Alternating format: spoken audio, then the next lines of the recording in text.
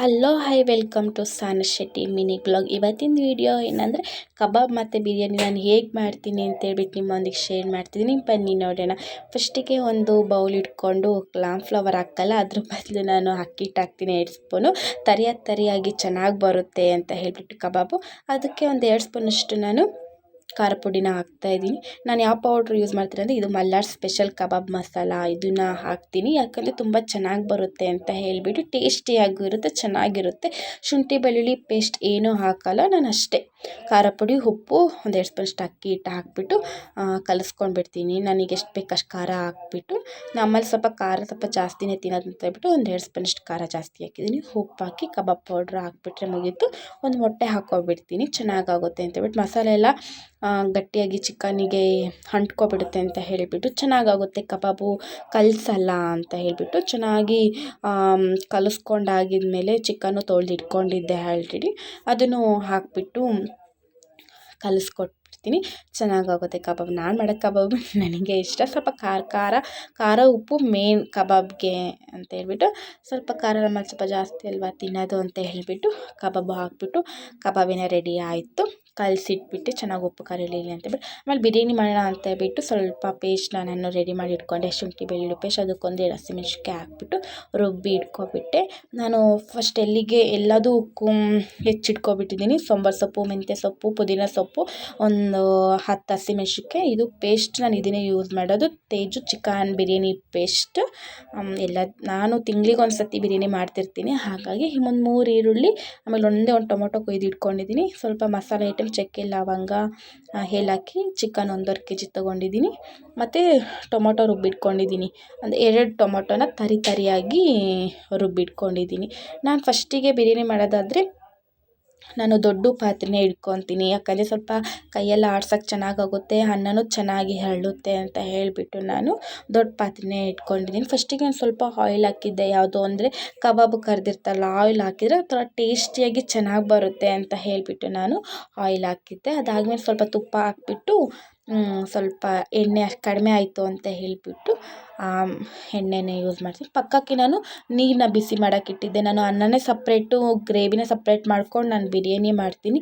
Taste ತುಂಬಾ ಚೆನ್ನಾಗಿ ಬರುತ್ತೆ ಅಂತ ಹೇಳ್ಬಿಟ್ಟು ಅದಕ್ಕೊಂದು ಸ್ವಲ್ಪ ಅರಿಶಿನ ಪುಡಿ, ನೀರು, ಏಲಕ್ಕಿ, ಚಕ್ಕೆ ಲವಂಗ, ಮೊಗ್ಗು ಮಸಾಲೆ ಐಟಮ್ ಹಾಕ್ಬಿಟ್ಟು ಹಸಿಮೆಣ್ಸಿನ್ಕಾಯಿನೂ ಹಾಕ್ಬಿಟ್ಟು ರೆಡಿ ಮಾಡಿ ಇಟ್ಕೊಂಡಿದ್ದೀನಿ. ಸ್ವಲ್ಪ ಬಾಣಲೆ ಎಲ್ಲ ಕಾದಿದ್ಮೇಲೆ ಅದನ್ನು ಮಸಾಲೆ ಐಟಮ್ ತೋರಿಸಿದ್ನಲ್ಲ, ಅದನ್ನು ಹಾಕ್ಬಿಟ್ಟು ಸ್ವಲ್ಪ ಎಣ್ಣೆಲಿ ಒಂಚೂರು ಫ್ರೈ ಆಗಿದ್ಮೇಲೆ ಹಸಿಮೆಣ್ಸಿನ್ಕಾಯಿ ನಾನು ಕಟ್ ಮಾಡಲ್ಲ, ಹಾಗೆ ಹಾಕ್ತೀನಿ. ಅದೊಂದು ಸ್ವಲ್ಪ ಚೆಂದ ಫ್ರೈ ಆಗಲಿ, ಎಣ್ಣೆಲಿ ಚೆನ್ನಾಗಾಗುತ್ತೆ ಅಂತ ಹೇಳಿಬಿಟ್ಟು ಅದನ್ನು ಸ್ವಲ್ಪ ಎಲ್ಲ ಸಿಡ್ದೆಲ್ಲ ಆಗಿದ್ಮೇಲೆ ನಾನು ಹೆಚ್ಚಿಟ್ಕೊಂಡಿದ್ದ ಈರುಳ್ಳಿನ ಅದಕ್ಕೆ ಹಾಕ್ಬಿಡ್ತೀನಿ.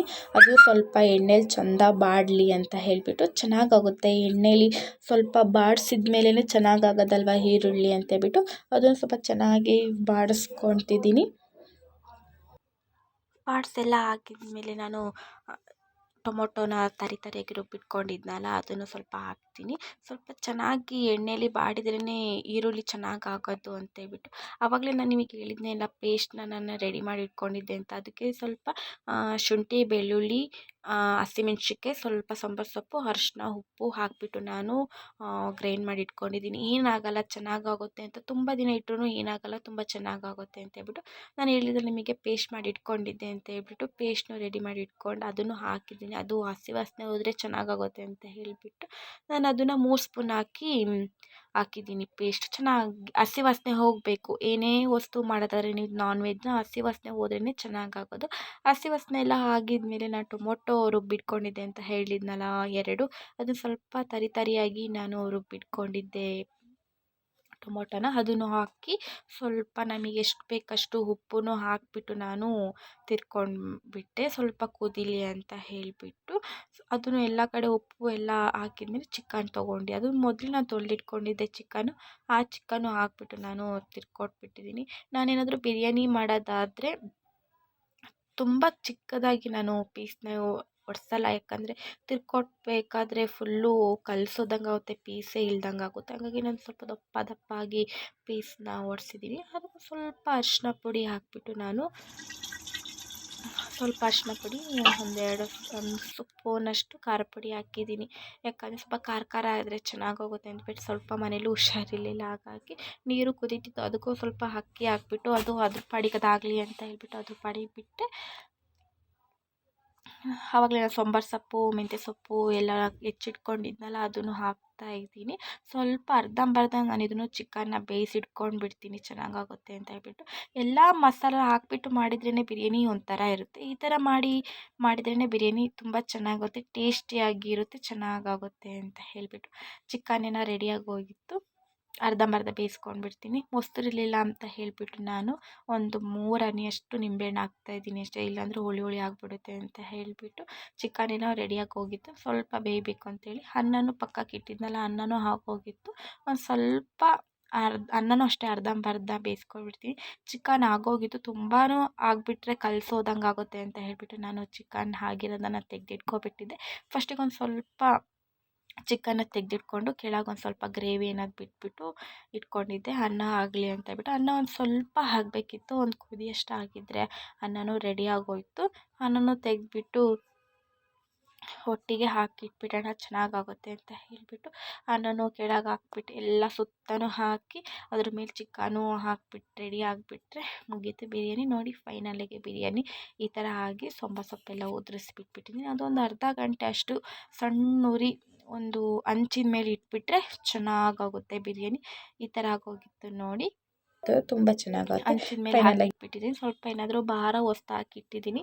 ಈ ಥರ ಕಬಾಬು ಅಷ್ಟೇ ರೆಡಿಯಾಗಿತ್ತಲ್ಲ, ಅದನ್ನು ಸ್ವಲ್ಪ ಮಸಾಲೆ ಎಲ್ಲ ಅಂಟ್ಕೊಂಡಿತ್ತು. ಇನ್ನು ಟೈಮ್ ಬೇರೆ ಆಯಿತು ಊಟಕ್ಕೆ ಅಂತ ಹೇಳಿಬಿಟ್ಟು ನಾನು ಕಬಾಬ್ ಮಾಡಿಟ್ಟಣ. ನಮ್ಮ ತಮ್ಮ ಬೇರೆ ಬಂದ, ಅಕ್ಕ ಆಗಿಲ್ವಾ ಅಂತ ಹೇಳಿಬಿಟ್ಟು ಅದು ಚಿಕ್ಕ ಬಾಣಲಿ ಹಾಕಿಬಿಟ್ಟು ಕಬಾಬ್ ಮಾಡೋಣ. ಅವ್ನು ಮಟ್ಟಿಗೆ ಮಾತ್ರ ಕಬಾಬು, ಯಾಕಂದರೆ ನಮ್ಮ ಮನೇಲಿ ಸ್ವಲ್ಪ ಹುಷಾರಿರಲಿಲ್ಲ, ಎಣ್ಣೆ ವಸ್ತು ಬೇಡ ಅಂತೇಳ್ಬಿಟ್ಟು ಅವ್ನು ಬೇಕು ಅಂತ ಹೇಳ್ತಿದ್ದ ಅಂತ ಹೇಳಿಬಿಟ್ಟು ಅವನಿಗೊಂದು ಮಟ್ಟಿಗೆ ಕಬಾಬ್ ಮಾಡಿಕೊಟ್ಟೆ.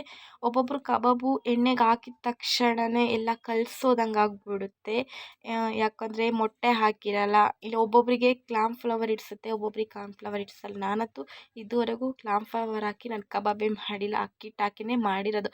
ಯಾಕಂದರೆ ತರಿಯಾಗಿ ಚೆನ್ನಾಗಿ ಬರುತ್ತೆ ಅಂತ ಬಿಟ್ಟು. ನೀವೇ ನೋಡ್ತಿದ್ದೀರಲ್ಲ, ಏನೂ ಕಲಸೋಗಿಲ್ಲ, ಏನೂ ಆಗಿಲ್ಲ ಕಬಾಬು.